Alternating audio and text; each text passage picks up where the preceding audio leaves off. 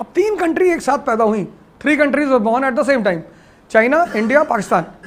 हाँ, you see the condition of China, super power, challenging to United States of America, because their initial concentration was on economy. ये तुम्हारी अभी जो उम्र है ना, तुम सिर्फ एक चीज पे ध्यान दो, इकोनॉमी, पावर. जो है सतार वाली मौसी तुमको गाली दे रही थी, ठीक है, मैं नहीं कहा देने के लिए. देखो चाइना, पाकिस्तानी ये तो चलिए हिला रहा है, जब से पैदा हुए तब से हिला भैया हिला.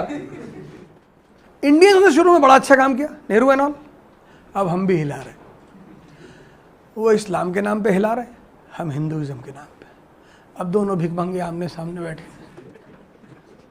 सर, मुस्लिम फंडामेंटलिज्म डिस्ट्रॉयड पाकिस्तान. हम जब किसी दवा का असर किसी पे देखते हैं तो उसको नहीं खाते दोबारा.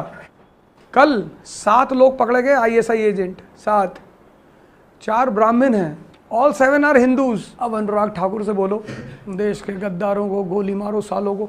अब उन 7 को ले जाकर अनुराग ठाकुर के सामने खड़ा कर दे कि भैया ये ऐसे बोला जाता है. ठीक है, कोई आदमी गलत कर रहा है या सही कर रहा है, आप ऐसे बोलोगे, देश के गद्दारों को गोली मारो, सालों को. पाकिस्तान बर्बाद हुआ सिर्फ फंडामेंटलिज्म की वजह से. We have to learn from them, we have to save our self from that fundamentalism. कट्टरपंथी बर्बाद हो गए. हाफिज सईद से पूछ के खाना खाते हैं, हो गए हाफिज सईद की तरह. तुम इस्लामिक हिस्ट्री पढ़ो, जब तक मुसलमान अच्छा लीडर चुनते रहे उमर की तरह, तब तक मुसलमान पूरी दुनिया में ताकत थे.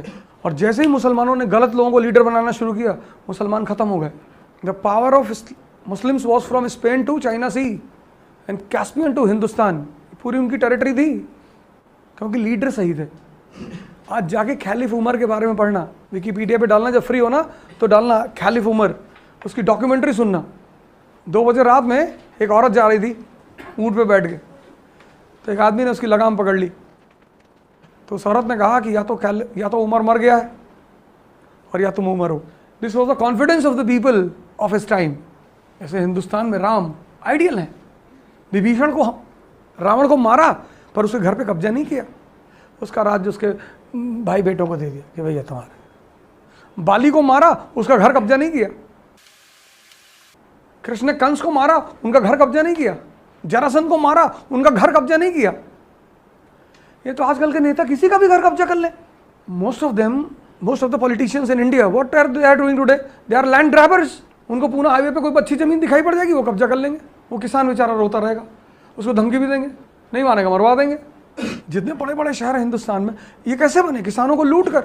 मुंबई पुणे एक्सप्रेस वे, किसानों से ज़मीन खरीद ली 2-2 लाख रुपए में कि सीलिंग आने वाली, तुम्हारी ज़मीन कब्जा हो जाएगी, हमको दे दो. दे दिया किसानों ने. फिर वहाँ बगल में एयरपोर्ट पास करवा दिया, ज़मीन की कीमत बढ़ गई. जिसको 2-2 लाख रुपए में खरीदा था, उसको 2-2 करोड़ में बेचा किसान बेचारा. The alliance between capitalist and politicians. अगर तुम्हें पावर बनना है, पॉलिटिकल पावर, मिलिट्री पावर, तो पहले क्या जरूरत है? Economic power. Today China is a economic power, and because of economic power, China is a military and political power. Is it possible for Pakistan to become a political and military power?